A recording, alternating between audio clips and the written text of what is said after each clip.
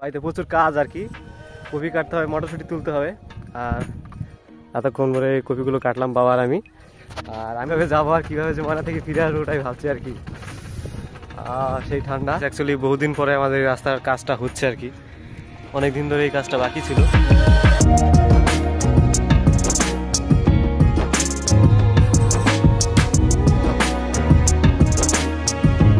তো hello guys, good morning. নতুন একটা দিনে নতুন একটা ব্লগে তোমাদের সবাইকে অনেক অনেক সুস্বাগতম।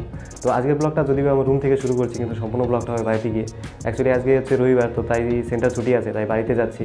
আর এখন বাজে হচ্ছে সকাল 7টা, তো সম্পূর্ণ রেডি হয়ে গেছে দেখে আশা করি বুঝতেই পারছো। একটু সকাল সকালেই বেরোচ্ছি, কেননা সকালবেলা প্রদীপদা আর সনাতন গাজল আড়তে সবজি নিয়ে এসেছে বিক্রি করার জন্য। তো ওদের সাথেই চলে যাবো, আর ওখানে ময়না থেকে তাহলে হেঁটে হেঁটে যেতে হবে না। আর যেদিন এসেছি তার পরের দিন থেকে প্রচুর পরিমাণে সর্দি, তো গলার ভয়েসটা একটু অন্যরকম হয়ে গেছে, মানে নতুন জায়গায় এসেছি তো শ্যুট করছে না।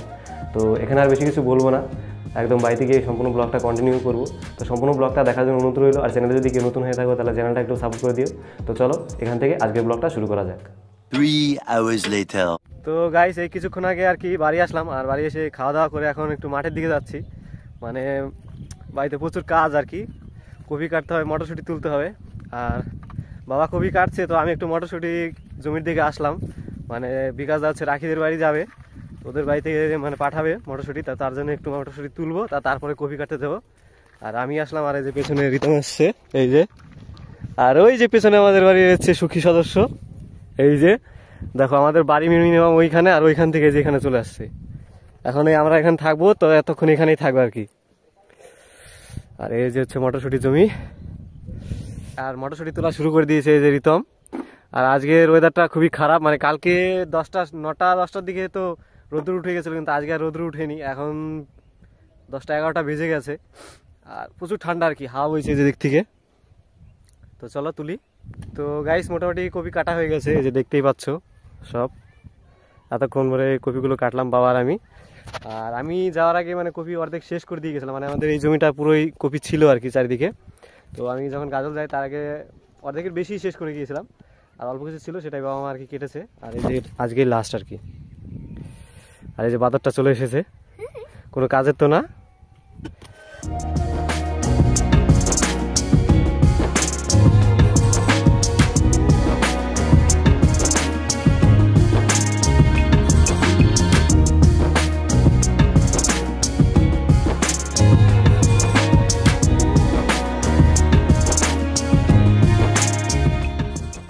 One hour later.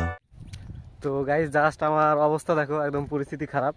মানে ফুলকপি আর বাঁধাকপি কেটেছিলাম, তো বাড়ি থেকে দিয়ে দিয়েছি, আর টোটো করে নিয়ে গেল। তো তাই আমাদের রাস্তাটা মানে কাজ চলছে, তো তার জন্য এই টোটোটা পার করে দিয়ে আসলাম। আর এখন গিয়ে বাড়িতে গিয়ে স্নান করতে হবে। আর এখন প্রায় 2টো বেজেও গেছে, তো আজকে মনে হয় মটরশুঁটি তোলা হবে না, তো যাই বাড়ি যাই।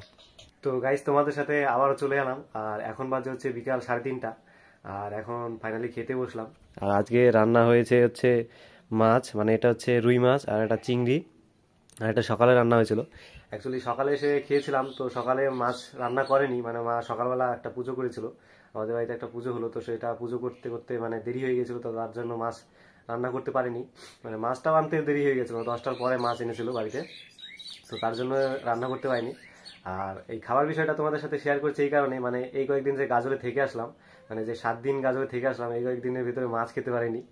মানে শুধু ডাল আর সয়াবিনের তরকারি খেয়ে পার হয়ে গেছে। তো সেই কারণেই তোমাদের সাথে এই মাছের বিষয়টা শেয়ার করলাম।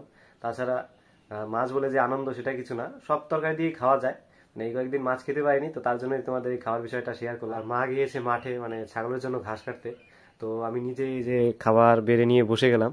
অবশ্য আমি দুপুরবেলা করে নিজেই খাবার বেশি বেড়ে নিয়ে বসি, আমার থাকে না সবসময় বাড়িতে।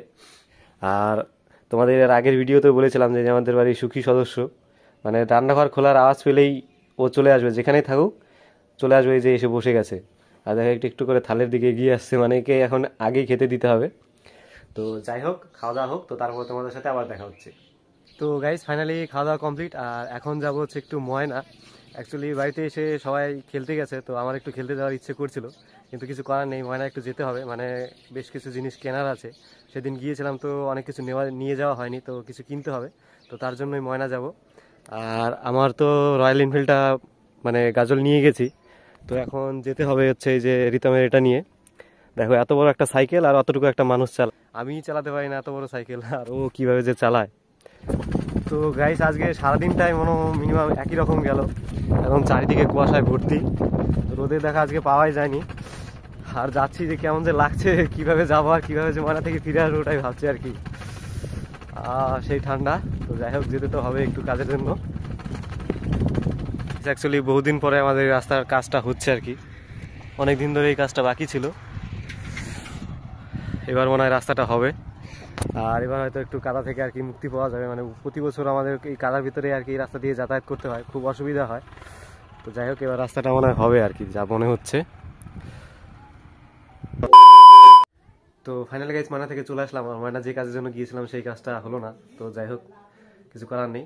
তো বাড়িতে চলে এসেছি, আর বাড়িতে এসে যে এই বইগুলো মানে যা যা নিতে হবে, এর আগের দিন কিছু নিয়েছিলাম আর কিছু নিলাম, তো এগুলো সব গুছাচ্ছি কী কী নিয়ে যাবো কালকে। তো ব্লগটা যদি এই পর্যন্ত দেখে থাকো তাহলে অসংখ্য ধন্যবাদ। তো চলো আজকের মতো এই পর্যন্তই, দেখা হচ্ছে নেক্সট কোনো ব্লগে, টাটা।